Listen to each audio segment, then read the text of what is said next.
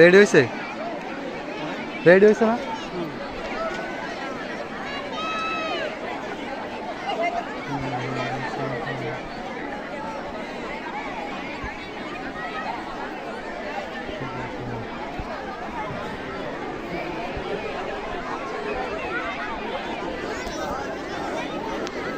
বর্তমানে সকলকে জানাই আমার সালাম, আসসালামু আলাইকুম।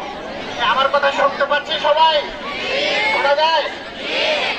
তাহলে আমরা একটু যেটা করবো সেটা আমরা যদি সবাই সচেতন থাকি, তাহলে আমরা কিন্তু এই মহড়াটা যদি উপলব্ধি করি, আমরা কিছু না থেকে আমরা প্রধানত 4টি ভাগে ভাগ করেছি।